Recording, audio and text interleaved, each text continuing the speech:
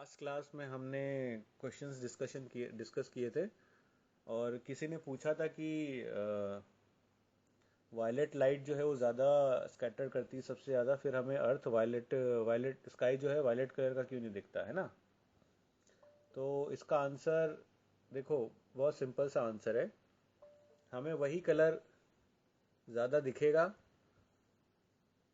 जो ज़्यादा कॉन्सेंट्रेशन से एमिट होता है। तो जो ब्लू कलर होता है, ब्लू कलर बहुत ही ज़्यादा कॉन्सेंट्रेशन, बहुत ही ज़्यादा अमाउंट में निकलता है blue light as compared to violet. मतलब वायलेट का जो कॉन्सेंट्रेशन होता है वो विबग्योर में बहुत कम होता है, दैट इज़ वाई हमें ब्लू कलर ज़्यादा दिखता है। दूसरी चीज़ हम ये भी बोल सकते हैं कि जो हमारी आँख होती है वो ब्लू रंग के प्रति ज़्यादा सेंसिटिव होती है rather than violet. That is why हमें स्काई जो है ब्लू कलर का दिखता है, ना कि वायलेट। चलो। Thank you sir. Okay. Sir I want to say that आपने भी होमवर्क दिया था हाँ कि ओशियन ब्लू क्यों दिखता है। हाँ हाँ। सर उसका आंसर मुझे ये मिला है कि जो ओशियन पार्टिकल्स है हम्म वो रेड कलर को एब्जॉर्ब कर लेते हैं हम्म और मींस रेड कलर या डार्क कलर को रिफ्लेक्ट होने नहीं देते, एब्जॉर्ब कर लेते हैं। हम्म। एंड उसके अलावा ब्लू कलर ही ऐसा है जो एज यू सेड हमारी आई भी सेंसिटिव होती है एंड वो थोड़ा ज्यादा फैलता है, तो इस कारण से ओशियन भी ब्लू दिखाई देता है। इज अच्छा। It right sir? अच्छा ठीक है, और किसी ने ढूंढा? और कोई बताना चाहेगा?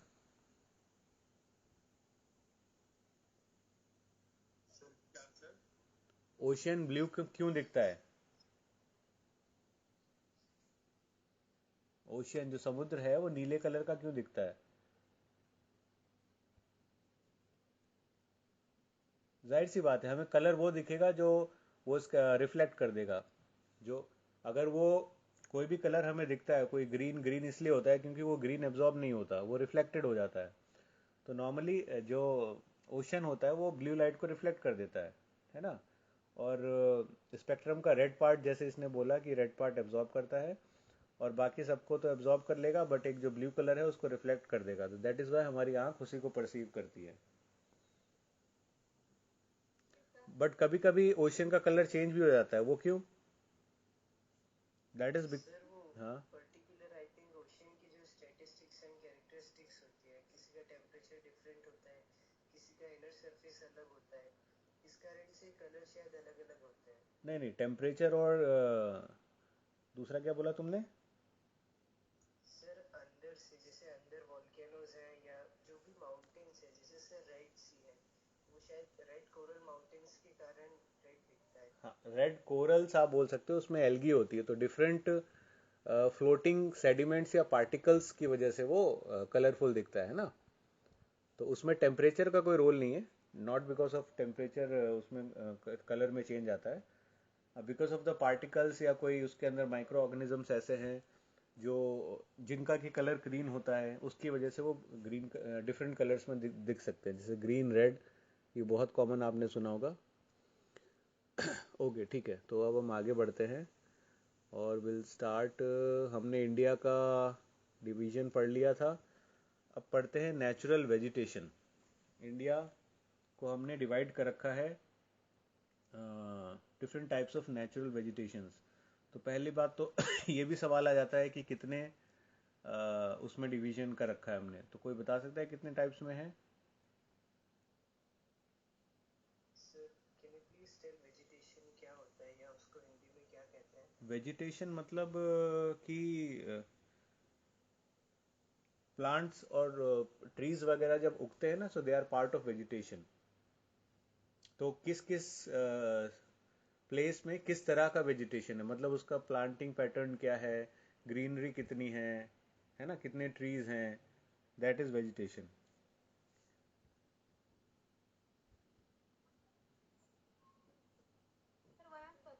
हाँ, वनस्पति।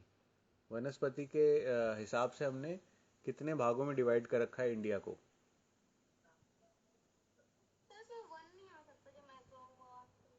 क्या क्या क्या नहीं आ सकता? वन क्या होता है? Sir forest. वन, अच्छा वन, वन, अच्छा मुझे लग रहा वन आप नंबर वन बोल रहे हो। हाँ, वन मतलब फॉरेस्ट, ठीक है। तो हाँ, आप फॉरेस्ट के हिसाब से भी आप डिवीजन कर सकते हैं। तो आपने सुना होगा ट्रॉपिकल रेन फॉरेस्ट, है ना, ट्रॉपिकल मॉइस्ट, इस तरह की सर बातें करो। Deciduous evergreen. हाँ, तो यही पूछ रहा हूँ मैं, इंडिया को कितने पार्ट्स में वेजिटेशन के हिसाब से हम डिवाइड कर सकते हैं। तो आप देखो, चार कौन कौन से। चलो मैं बताता हूँ। तो हमारे यहाँ पे जो है, अब देखो बहुत सारी बुक्स में अलग अलग होगा, बट आप चार या छः इनमें भी डिवाइड कर रखा है। तो हम मेन मेन चीज़ें देख लेते हैं। ट्रॉपिकल मॉइस्ट डेसिडियस, देखो हिंदी मत पूछना मेरे से, किसी किसी को उष्ण कटिबंधीय ऐसे कुछ बोला जाता है, मुझे बिल्कुल याद नहीं अभी। तो एक हो गया tropical moist deciduous. Tropical moist का मतलब गीला होता है, डेसिडियस का मतलब, सर वो जो एवरग्रीन नहीं होते हैं लेकिन आई थिंक मीन्स उससे एक स्टेप नीचे के, हाँ मतलब वहाँ कैसे बता कुछ सकते हैं। कुछ वेजिटेशन होती है, because they are moist deciduous. So first is tropical moist deciduous, second is tropical wet evergreen, third is tropical semi evergreen, fourth is tropical dry deciduous, है ना। तो हम ये तो एक जनरल चीज़ें हो गई जो इंडिया में है। इसके अलावा अगर आप देखोगे तो और भी आपको कहीं कहीं वो मिल जाएगा क्लासिफिकेशन, जैसे कि ट्रॉपिकल एवरग्रीन रेन फॉरेस्ट, फिर दूसरा हो गया डेसिडियस फॉरेस्ट, तीसरा हो गया ड्राई डेसिडियस फॉरेस्ट या स्क्रब, चौथा हो गया डेजर्ट वेजिटेशन, पांचवा हो गया मैंग्रोव वेजिटेशन, छठा हो गया माउंटेन फॉरेस्ट। तो एक एक करके सबको देख लेते हैं। सबसे पहले आ गया ट्रॉपिकल एवरग्रीन रेन फॉरेस्ट। तो आपको बताना है एवरग्रीन मतलब जहाँ हर हर वक्त ग्रीनरी रहती है। तो ये कौन कौन से स्टेट्स में या पार्ट्स में इंडिया के ट्रॉपिकल एवरग्रीन रेन फॉरेस्ट मिलते हैं। और इसको हम बेसिकली डिफाइन करते हैं रेनफॉल के हिसाब से। जहाँ पर रेनफॉल 200 सेंटीमीटर से ज़्यादा होती है वो आते हैं आपके ट्रॉपिकल एवरग्रीन फॉरेस्ट में। तो अब आप बताओ कि ट्रॉपिकल एवरग्रीन फॉरेस्ट में कौन कौन सा हिस्सा आ सकता है इंडिया का। सर मैं भी हिमाचल प्रदेश। नहीं नहीं, सर नॉर्थ ईस्ट इंडिया में है sir most of the I very think. Good, north eastern regions में हो गया, बिकॉज वहाँ पे वन बहुत ज़्यादा है, फॉरेस्ट एरिया बहुत ज़्यादा है। दैट इज़ वाई आपने देखा होगा चेरापूंजी में बहुत ज़्यादा बारिश होती है ना। तो जहाँ बारिश बारिश है वहीं ज़्यादा होगी यस जहाँ सर। पेड़ ज़्यादा होंगे। तो एक हो गया आपका नॉर्थ ईस्टर्न रीजन, जिसमें अरुणाचल प्रदेश, मेघालय, असम, नागालैंड, ये हो गया। दूसरा हो गया वेस्टर्न घाट्स, वेस्टर्न घाट्स में भी बहुत ज़्यादा फॉरेस्ट एरिया है। तीसरा हो गया तराई, हिमालय के तराई रीजन। और चौथा हो गया Andaman, Andaman group of island. ये कुछ कुछ पार्ट्स में ट्रॉपिकल एवरग्रीन रेन फॉरेस्ट रहता है, ठीक है। तो एक आपको डायरेक्टली पूछ लिया जाता है कि कहाँ कहाँ कौन कौन से किस एरिया में ट्रॉपिकल एवरग्रीन फॉरेस्ट पाया जाता है। दूसरा आपसे पूछा जाता है कि यहाँ कौन कौन से पेड़ होते हैं, इस रेन फॉरेस्ट में कौन कौन से पेड़ या वेजिटेशन पाई जाती है। तो किसी को पता है। तो रेन फॉरेस्ट में जो होगा बहुत सारे वेजिटेशंस होते हैं। इसमें आप देख सकते हो, अब मैं नाम बोल रहा हूँ प्लांट्स का, रोजवुड हो गया, महोगनी हो गया, सैंडलवुड हो गया, सीसू हो गया, है ना। इसके मतलब जितनी भी आपको वेजिटेशन मिल सकती है वो सब यहाँ मिलती है। तो फर्स्ट हो गया ट्रॉपिकल एवरग्रीन रेन फॉरेस्ट, जो कि हमने देखा north eastern reason, western Ghats, Himalaya का तराई रीजन और अंडमान ग्रुप ऑफ आइलैंड। यहाँ पे 200 सेंटीमीटर से ज़्यादा बारिश होने की वजह से ट्रॉपिकल एवरग्रीन रेन फॉरेस्ट पाए जाते हैं। नेक्स्ट इज डेसिडियस और मानसून टाइप फॉरेस्ट। मानसून मतलब जो बरसात वाले होते हैं। तो ये इनमें इनमें जो रेनफॉल होता है ये 100 सेंटीमीटर से 200 सेंटीमीटर के बीच होता है। तो जहाँ पर इतनी रेनफॉल होगी वहाँ पे डेसिडियस या मानसून टाइप फॉरेस्ट मिलेंगे।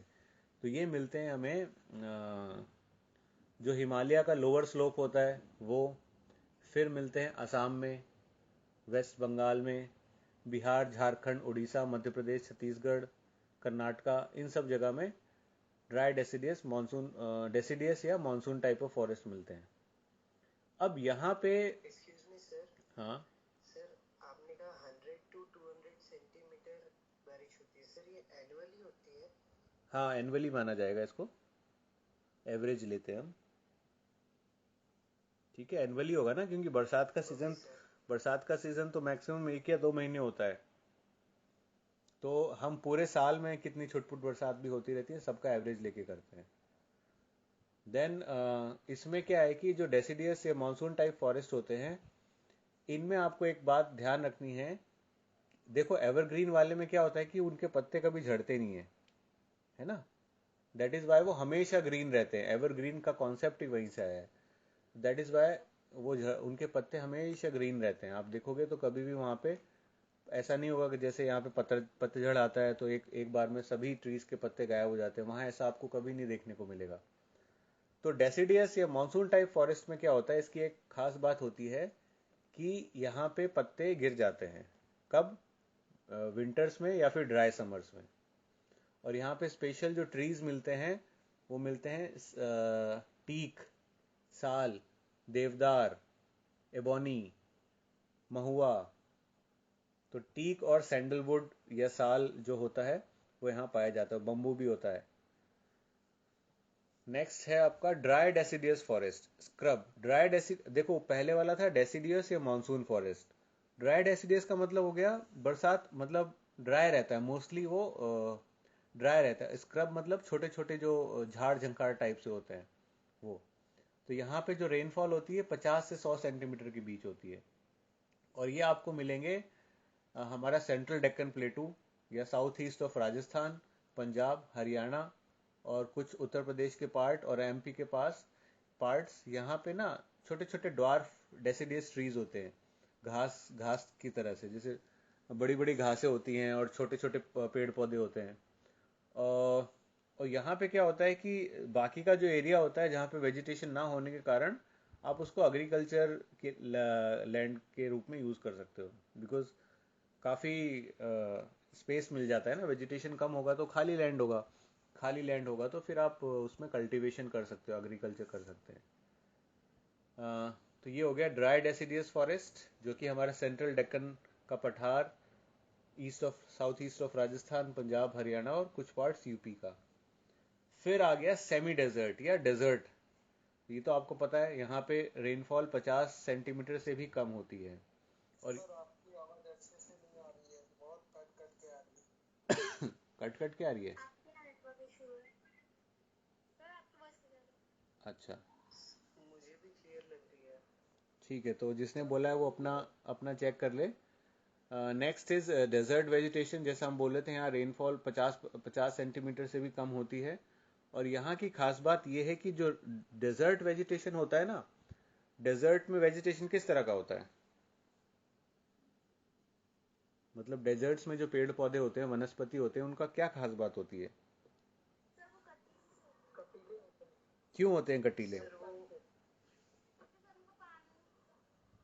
वो कम पानी में एब्जॉर्ब कर लेते हैं एंड उनकी रूट्स बहुत डीप होती है ताकि वो अंडरग्राउंड वाटर को टाइम टाइम से यूज कर पाए।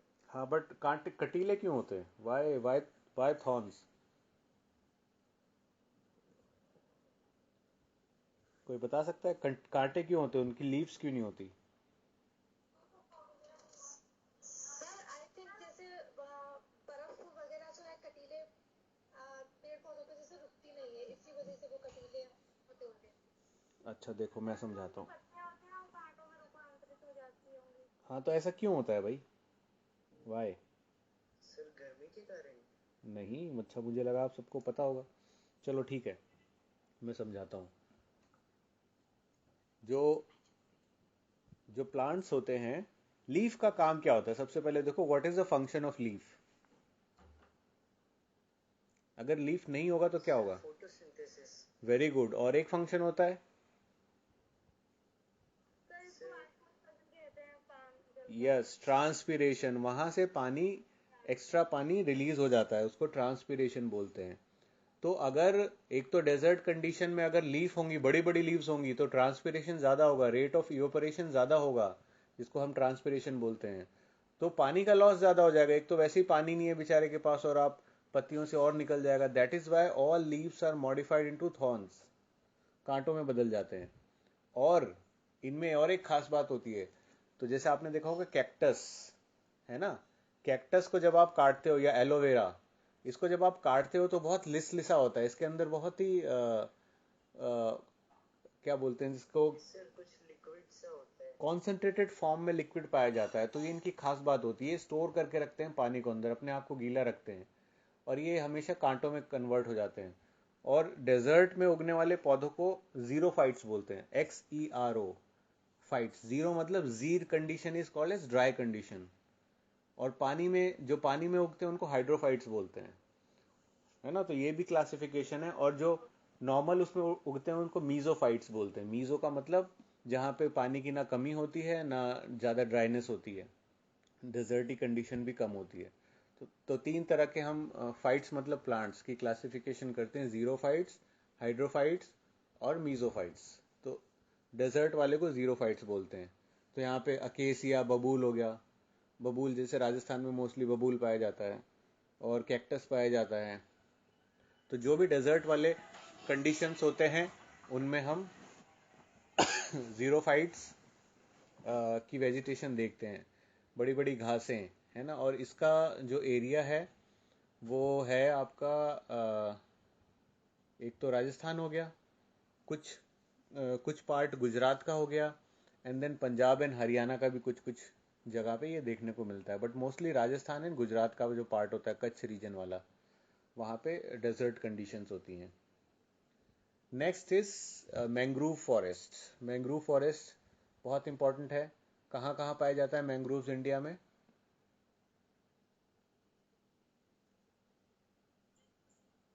सर मैंग्रोव मीन्स अच्छा, मैंग्रोव फॉरेस्ट का नाम नहीं सुना किसी ने? वेस्ट बंगाल। हाँ, सर बट वेस्ट बंगाल। होते क्या हैं ये?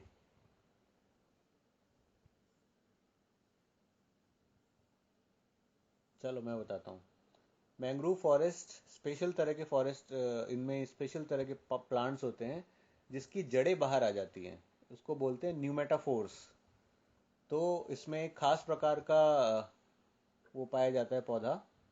एक सेकेंड, अभी कौन आया? कृष्ण कुमार, ठीक है। तो मैंग्रोव जो फॉरेस्ट होते हैं ये जनरली वहाँ पाए जाते हैं जहाँ पे दलदली क्षेत्र होता है, जहाँ पे हमेशा पानी सूखता नहीं है, दलदल नुमा रहता है। ठीक है, तो वहीं पे मैंग्रोव का, तो जब दलदल रहेगी तो जो नीचे रूट्स होंगे ना वो सांस नहीं ले पाएंगे, इसलिए वो रूट्स घूम करके ऊपर की तरफ आ जाते हैं, मतलब ब्रांच का वो ले लेते हैं। तो वो जड़ें आपको बाहर मिलेंगी, उनकी जो जड़ें होती हैं बाहर होती हैं। तो ये बहुत ही इंपॉर्टेंट है। और ये बेसिकली जिस एरिया में पाया जाता है उसको सुंदरबन बोलते हैं, जो बंगाल में है। बंगाल का जो सुंदरबन वाला एरिया है उसी में ये मैंग्रोव फॉरेस्ट पाए जाते हैं। इसके अलावा ये कोस्टल, जहाँ पे कोस्टल रीजन होता है, जैसे गंगा का कोस्टल रीजन, महानदी, गोदावरी, कृष्णा, कावेरी, ठीक है, इनको टाइडल फॉरेस्ट भी बोलते हैं। टाइडल फॉरेस्ट मतलब, हाँ, टिक जाते हैं।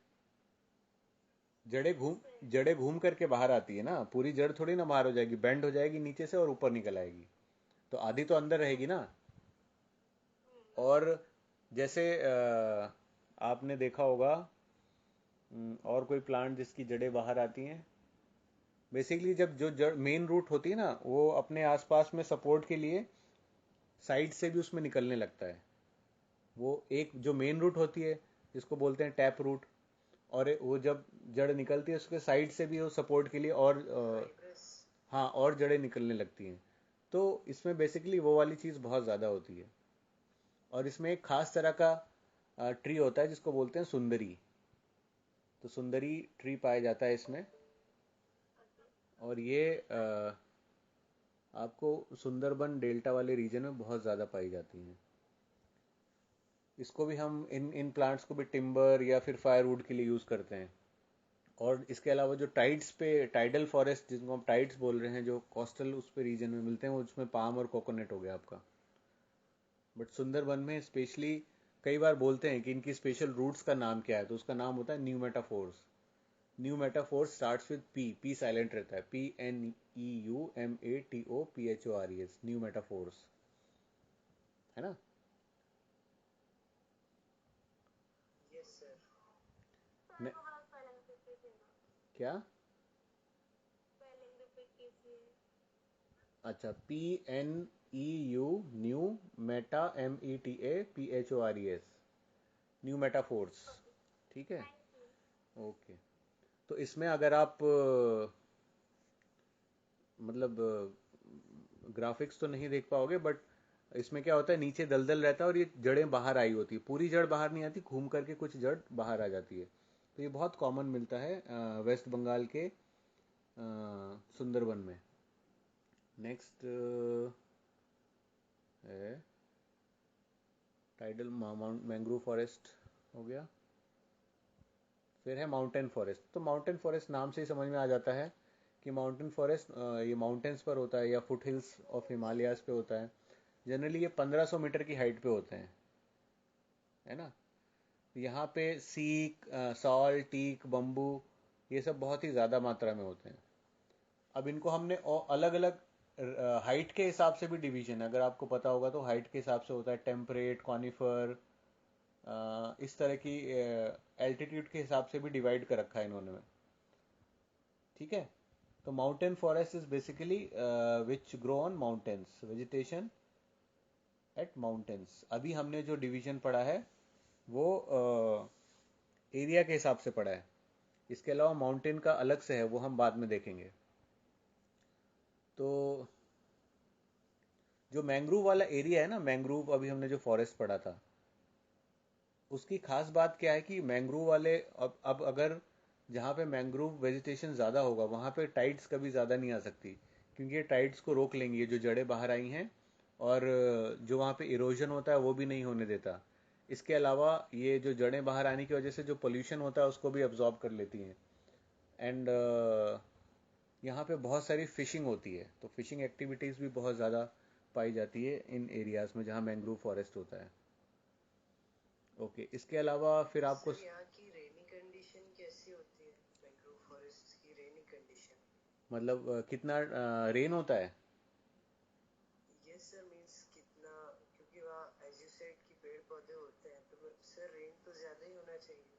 पेड़ पौधे नहीं, वहाँ दलदली एरिया होता है एक्चुअली। वहाँ का जो पानी है ना, वो दलदल में कन्वर्ट हो जाता ओके सर। है ना? फिर भी अगर आप वैसे देखो टेम्परेचर कि बरसात कितनी होती है, वो मैं बता देता हूँ।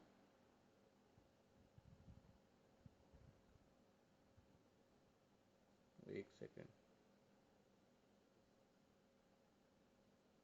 मैंग्रोव वेजिटेशन में आप रेन पूछ रहे हो ना?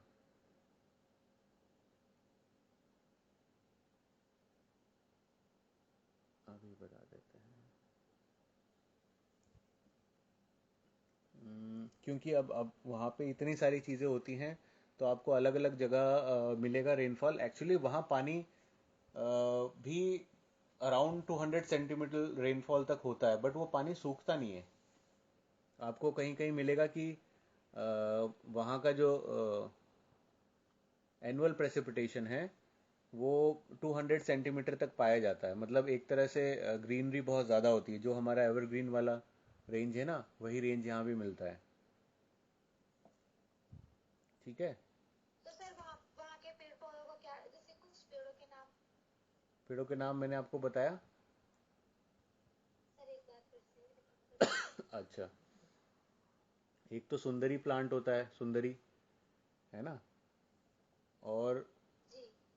मैंने आपको क्या बताया था, एक जो होता है राइजो अकेंथेसी, एक होता है जी सर। राइजोफोरेसी होता है। अब आप पता नहीं इतने याद रख पाओ कि नहीं रख पाओ, बट मैंने आपको जो मोस्ट सर कॉमन, सुंदरी प्लांट तो बहुत अच्छे से याद रहेगा। हाँ वो एक्चुअली पूछा भी वही जाता है जो सबसे ज़्यादा वहाँ होता है। मैं और जी आपको सर। बताऊँ तो एक दो और होते हैं जो बहुत कॉमन होते हैं।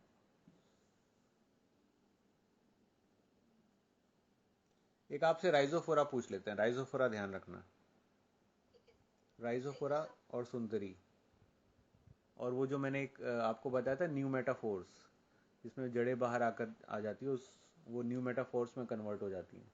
तो उसको ध्यान रखना बस। देन हाँ, उसके बाद हम आते हैं वेस्टलैंड या वेस्टलैंड डेवलपमेंट। वेस्टलैंड आपको पता है जहाँ पे हम जो बैरन होते हैं और बहुत ज़्यादा डिग्रेडेड होते हैं, जहाँ पे खेती नहीं हो सकती, उसको हम वेस्टलैंड बोलते हैं। तो अगर हम डिपार्टमेंट ऑफ लैंड की बात करें, गवर्नमेंट ऑफ इंडिया ने, तो उसने वेस्टलैंड को 16 कैटेगरीज में डिवाइड कर रखा है। तो आपसे वे पूछते नहीं है, बस आपको एक जनरल आइडिया होना चाहिए कि वेस्टलैंड क्या होता है। Which is the land which is not fit for cultivation और एग्रीकल्चर, उसको हम वेस्टलैंड बोलते हैं। ठीक है, तो इसका डेवलपमेंट हम कर सकते हैं, मतलब वेस्टलैंड को किस तरह से एग्रीकल्चर उसमें कन्वर्ट कर सकते हैं, तो इसकी कुछ तरीके हैं। तो सबसे पहला तरीका है इंटीग्रेटेड वेस्टलैंड डेवलपमेंट प्रोग्राम, जिसको IWDP बोलते हैं। तो इसमें क्या क्या कर सकते हैं, बहुत सिंपल सी चीज़ है। तो ये जो डेवलपमेंट होता है ये विलेज लेवल पे होता है। तो जब विलेज लेवल पे होगा तो फिर जो हमारे एम होंगे वो बहुत ही सिंपल और स्ट्रेट फॉरवर्ड होंगे, जो कि ईजिली अवेलेबल हो। तो सबसे पहले जो हम बैरन एरिया में या वेस्टलैंड में एक्टिविटी करते हैं, वो क्या क्या कर सकते हैं बहुत सारे तरीके हैं। तो मेजर जो एक्टिविटीज़ हम वहाँ कर सकते हैं वो ये कर सकते हैं कि वहाँ पे मॉइस्चर कंजर्वेशन करें। मॉइस्चर कंजर्वेशन करने के लिए बहुत सारी टेक्निक्स होती हैं, जैसे टेरेसिंग होती है। टेरेसिंग मतलब सीढ़ी नुमा चीज़ कर देते हैं, जहाँ से पानी धीरे धीरे, टेरेस समझते हो आप? जैसे किसी को पता है टेरेसिंग क्या होती है? Sir terrace. नहीं, ये एग्रीकल्चर में होता है। सर एक टेरेस फार्मिंग पड़ा है जो हाँ स्टेप हाँ बाय स्टेप किया जाता है। हाँ हाँ हाँ, वही सर ठीक उसमें है। पानी ऊपर से नीचे तक फ्लो होता है एंड ओवरऑल जगह कल्टीवेट हो जाती है। यस यस, उसी को बोलते हैं। जैसे सीढ़ी होती है ना, सीढ़ी एक के ऊपर आप एक रखते हो, वह उसी तरीके से टेरेसिंग की यस जाती है। सर। तो उसमें क्या होता है कि पानी का वेस्टेज बहुत कम होता है। ऊपर से पानी गिरेगा, नीचे जाएगा, नीचे से और नीचे जाएगा, तो सारे, मतलब आप कम पानी से ज़्यादा वो सिंचाई कर सकते हो, और पानी का जो इवोपरेशन वगैरह है वो भी यहाँ पे कम होता है, यूजफुल हो, दैट इज़ वेरी यूजफुल। तो टेरेसिंग टेक्निक से हम मॉइस्चर को प्रिवेंट कर सकते हैं, बंडिंग कर सकते हैं, ड्रेनेज ट्रीटमेंट कर सकते हैं, या फिर हम ऐसे ट्रीज या श्रब्स उगाएं जो कि पानी को कंजर्व करते हैं। और एग्रो फॉरेस्ट्री कर सकते हैं, हॉर्टिकल्चर कर सकते हैं। Then encourage people to sir participate. Horticulture में किन्हें प्रिजर्व किया जाता है? हॉर्टिकल्चर में क्या होता है सर? हम बेसिकली पानी को प्रिजर्व कर रहे हैं, बैरन लैंड को। मतलब बैरन क्यों रहता है? क्योंकि वो धरती सूखी रहती है, वहां पे मॉइस्चर नहीं रहता, दैट इज वाई वो बैरन हो जाता है। तो हम क्या कोशिश कर रहे हैं कि उस बैरन लैंड को प्रिजर्व, मतलब कन्वर्ट कर रहे हैं खेती करे जाने वाली उसमें। कल्टीवेटिंग लैंड में। हाँ, हॉर्टिकल्चर में तुम पूछ रहे हो, हॉर्टिकल्चर में क्या उगाते हैं? हाँ, हॉर्टिकल्चर में हम कोई भी ऑर्नामेंटल प्लांट या फूड फूड प्लांट या मेडिसिनल प्लांट या फ्लावर्स कुछ भी ग्रो कर सकते हैं। ठीक है। ओके सर, मुझे एक्चुअली लगा जैसे वो पिसीकल्चर होता है एंड जो हनी बीज को वैसा कुछ होता है हॉर्टिकल्चर में। Horticulture is actually vast range, उसको वास्ट एरिया को बोलते हैं। यहाँ पे आप food, medicinal plant, vegetables, fruits कुछ भी उगा सकते हो। Okay sir. हाँ ठीक है। तो ये जो हमने पढ़ा ना, ये बस नाम याद रखना, integrated wasteland development programme IWDP, जिसमें बहुत सारे तरीक़ों से हम बैरन लैंड को कल्टीवेबल लैंड में कन्वर्ट कर सकते हैं। फिर हम आते हैं फॉरेस्ट रिसोर्सेज ऑफ इंडिया। तो अभी तो आपको पता है स्टेट फॉरेस्ट रिपोर्ट आ चुकी है ना? फॉरेस्ट रिपोर्ट कौन निकालता है,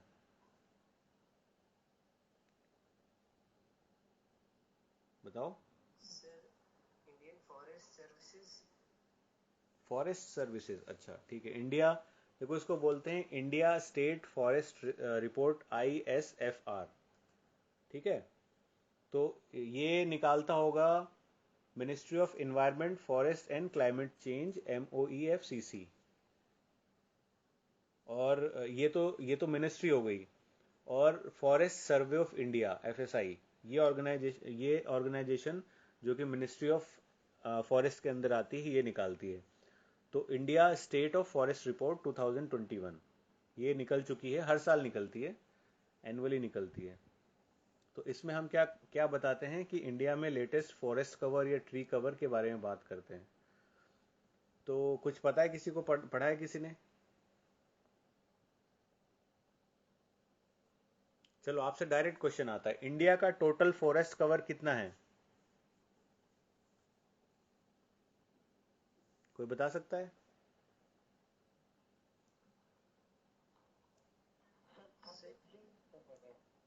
क्या है? परसेंटेज में बताना है, परसेंटेज में। चलो मैं बताता हूँ। इंडिया का टोटल फॉरेस्ट कवर 21.71% है। तो आप याद रखना, ये कई बार पूछ लेते हैं। तो अगर हम फॉरेस्ट कवर और ट्री कवर दोनों को मिला के बात करें तो 24.62 है। बट जनरली आपको फॉरेस्ट कवर के बारे में ही पूछा जाता है कि फॉरेस्ट कितना जगह, कितना प्रतिशत है इंडिया में। तो वो आपको याद रखना है 21.71। फिर आपसे पूछते हैं टॉप 5 स्टेट्स फॉरेस्ट कवर के हिसाब से, या आप टॉप 2 याद रख सकते हो। तो बताओ टॉप स्टेट्स कौन कौन से हैं जिनमें फॉरेस्ट कवर ज़्यादा है? हाँ,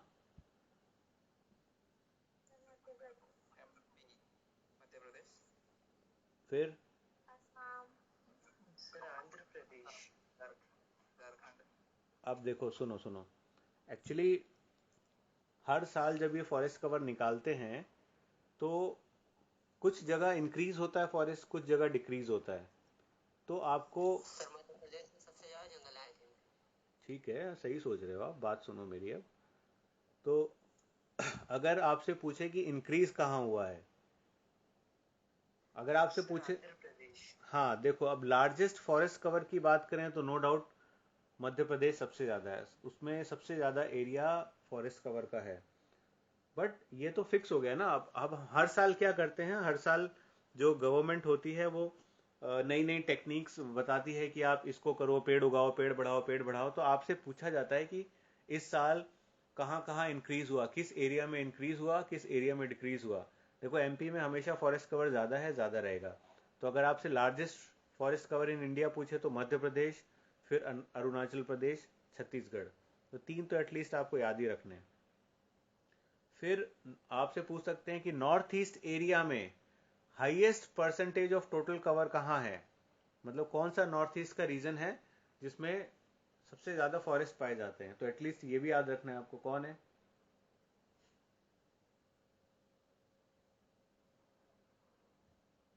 मिजोरम। सर नागालैंड। मिजोरम, नागालैंड लास्ट है। मिजोरम, अरुणाचल प्रदेश, मेघालय, मणिपुर एंड नागालैंड। तो मिजोरम है। ठीक है। Okay sir. तो 2021 वाले में ऐसा पाया गया है कि फॉरेस्ट कवर जो है हिली एरियाज में बड़े हैं इस बार। ठीक है। और जो मैं पहले बोल रहा था कि highest increase in forest cover कहाँ है, तो उसका आंसर किसी ने बताया था, आंध्र प्रदेश में इंक्रीज हुआ है इस बार, फॉरेस्ट कवर बढ़ा है। तो फॉरेस्ट कवर आंध्र प्रदेश में बढ़ा है, तेलंगाना में बढ़ा है, उड़ीसा, कर्नाटक, झारखंड।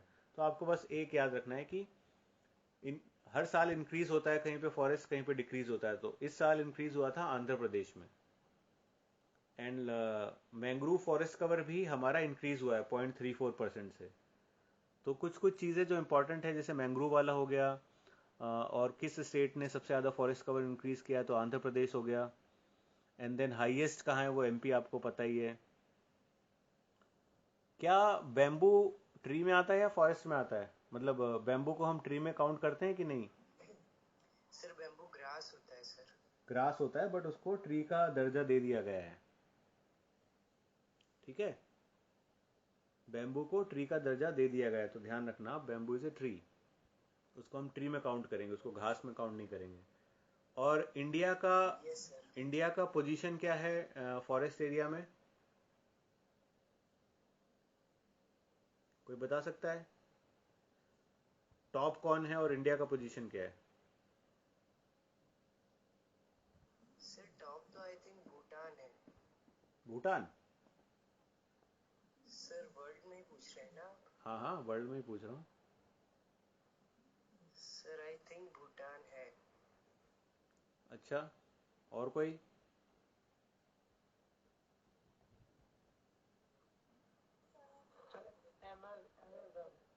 नहीं, अमेजोन कोई कंट्री थोड़ी ना है। South America. Amazon is not a country ना। कंट्री पूछा है मैंने। सबसे ज्यादा फॉरेस्ट आपको मिलेगा रशिया में। रशिया, उसके बाद ब्राजील, उसके बाद Russia, Brazil, Canada, US, China. ये हो गए आपके टॉप 5। सर मीन्स फॉरेस्ट में भी यूरोपियन कंट्रीज आ गए। बिल्कुल, उनका एरिया ज्यादा है ना। रशिया रशिया का एरिया बहुत ज़्यादा है, तो वहाँ पे फॉरेस्ट बहुत ज़्यादा है। ब्राज़ील, ब्राज़ील में अमेजन फॉरेस्ट। अमेजन फॉरेस्ट कहाँ है? सर ब्राजील में ही है आई थिंक। ब्राज़ील में ही है ना। सर ब्राजील साउथ अमेरिका में ही है ना sir, continent South America. Sir Amazon जंगल जो है उसकी सीमा आई थिंक 9 देशों से लगती है सर। अच्छा, कौन कौन से देशों से? ब्राज़ील साउथ अमेरिका में। यहाँ किसने पूछा था? ब्राज़ील साउथ अमेरिका में, हाँ बिल्कुल। यस सर, मैंने पूछा था। हाँ, सर साउथ। देन ब्राजील ही सबसे मींस सेकंड में आएगा सर। हाँ, तो आपको बस ध्यान रखना है, स्टार्टिंग के रशिया हो गया, फिर सेकंड नंबर पे ब्राज़ील हो गया, है ना। इंडिया बहुत पीछे आता है, क्योंकि इंडिया का जो एरिया है और उसके हिसाब से जितना फॉरेस्ट होता है वो कम ही रहता है। ये डेटा हमने 2020 का लिया है। चलो, तो फिर नेक्स्ट आते हैं हम। फॉरेस्ट कवर हो गया, उसके बाद हम देखते हैं क्लाइमेट्स। Climates in India. तो इंडिया में जो क्लाइमेट होते हैं, देखो इंडिया बहुत बड़ा हमारे हिसाब से कंट्री है, और इसमें अलग अलग तरीके के रिलीफ फीचर्स होते हैं, मतलब अलग अलग तरीके के वेजिटेशंस होती हैं, जो लैंड एरिया होता है, जोग्राफिक चीज़ें होती हैं, वो अलग अलग होती हैं। तो बहुत सारी हमें क्लाइमेटिक कंडीशंस मिलती हैं। कोई जगह बड़ा गर्म रहता है, कोई जगह बड़ी ठंडी रहती है, कहीं बहुत बारिश होती है, कहीं बहुत कम बारिश होती है, और कोई जगह सिर्फ और सिर्फ मानसून पे डिपेंड करता है ना।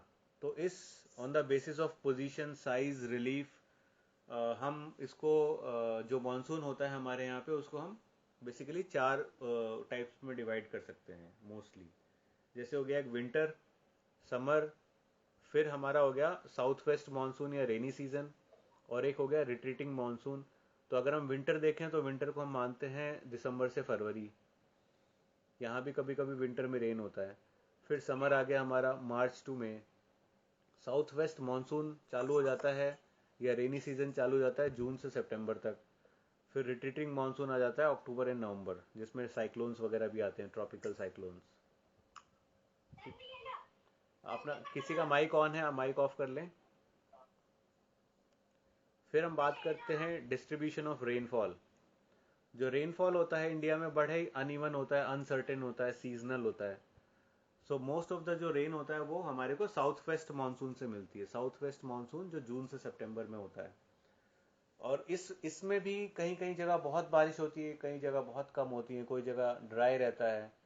तो क्वांटिटी ऑफ रेनफॉल के हिसाब से हमने इंडिया को ऑलरेडी 5 रीजन्स में डिवाइड किया हुआ है। वेरी लो रेनफॉल, है ना। वेरी लो रेनफॉल मतलब less than 30 centimetre per year.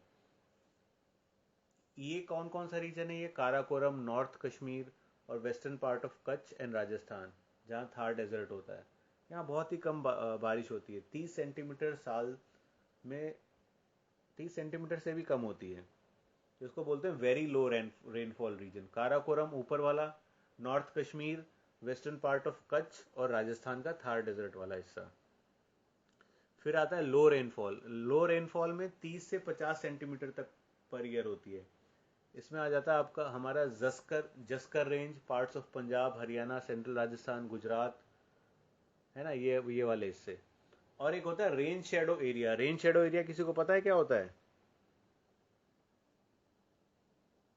ये क्या होता है? स्लोप्स में होता है। जब जो वेस्टर्न घाट है ना, स्लोपी रीजन है, तो जब एक तरफ से बारिश होगी तो पहाड़ क्या करेगा, सारी बारिश पहाड़ के एक साइड पे हो जाएगी, तो दूसरा साइड में कुछ नहीं होगा, तो उसको बोलते हैं रेन शेडो एरिया। तो वहां पे भी ये जो लो रेनफॉल वाला रीजन है, वो rain shadow areas of western Ghats में पाया जाता है। फिर एक हो गया हमारा तीसरा, मॉडरेट रेनफॉल। मॉडरेट हो गया 60 to 100 सेंटीमीटर पर ईयर। तो यहाँ पे हो जाता है हमारा वो वाला हिस्सा जो साउथ वेस्ट मानसून रीजन में आता है। चौथा हो गया हैवी रेनफॉल 100 से 200 सेंटीमीटर पर ईयर। तो ये हो गया हमारा western coast, north eastern region, foot hills जो हमने अभी पढ़ा था। और एक हो गया very heavy rainfall region 200 centimetre से भी ज़्यादा। ये हो जाता है हमारा वेस्टर्न घाट्स में, जहाँ पे हमें एवरग्रीन फॉरेस्ट मिले थे, foot hills of Himalayas, Meghalaya, Andaman Nicobar island. और अगर आपसे पूछें कि सबसे ज़्यादा रेनफॉल कहाँ होती है, तो पहले एक चेरापूंजी होता था, अब चेरापूंजी के अलावा एक नया आ गया है। हाँ, ये कहाँ पर है? Sir Meghalaya. Very good, Meghalaya में है। और इसमें रिकॉर्ड किया गया है 1141 centimetre of rainfall per year, जो कि अभी तक हैवीएस्ट रेनफॉल है इंडिया में, और शायद वर्ल्ड में भी बोल सकते हो। सर जगह का नाम एक बार फिर से रिपीट कर दीजिए। जगह का नाम क्या बताया था आपने, बताओ? मार्टिन राम। मार्सिन राम। इसकी स्पेलिंग होती है MAWSYNRAM। MAWSYNRAM। Okay sir. Okay, now हम बात करते हैं समर मानसून, जिसको हम बोलते हैं साउथ वेस्ट मानसून। तो इंडिया का मानसून जो है ना, बड़ा ही अनप्रिडिक्टेबल है, बिकॉज ये बहुत सारी चीज़ों पे डिपेंड करता है। तो साउथ वेस्ट मानसून जो होता है, किस वजह से, किस कारण से अराइज होता है? तो ये क्या होता है कि जो हाई प्रेशर बेल्ट क्रिएट होती हैं इंडियन ओशियन में, वो हवा को धकेलती हैं टुवर्ड्स द लो प्रेशर। अब आपको ये समझ में आता है कि हाई प्रेशर बेल्ट क्या होती है या लो प्रेशर बेल्ट क्या होती है, या इसके लिए पहले अलग से, मतलब मानसून में आपको बाद में पढ़ाऊँ? बिकॉज पहले मैं ये समझा दूँ बेल्ट्स वगैरह। बताओ, प्रेशर बेल्ट्स वगैरह की एक क्लास ले लें अलग से? तो ठीक है, मैं आपको प्रेशर बेल्ट समझाऊंगा, जहाँ पे फिर हम थोड़ा सा low pressure high pressure region पढ़ लेंगे, और साइक्लोन्स वगैरह कहाँ आते हैं उसकी एक अलग से क्लास रख लेंगे। ठीक है। सर इफ पॉसिबल साथ में विंड बेल्ट्स भी आप पढ़ा दीजिएगा, हाँ हाँ, मैं वैसे ही जो करूँगा। हमारा रेवोल्यूशन में रुका हुआ है। यस यस यस, वो भी दोनों चीज़ें एक साथ कर लेंगे।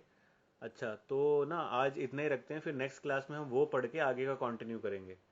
तो मोस्ट प्रोबेबली मैं कोशिश करूँगा। आप लोग संडे को फ्री हैं क्या?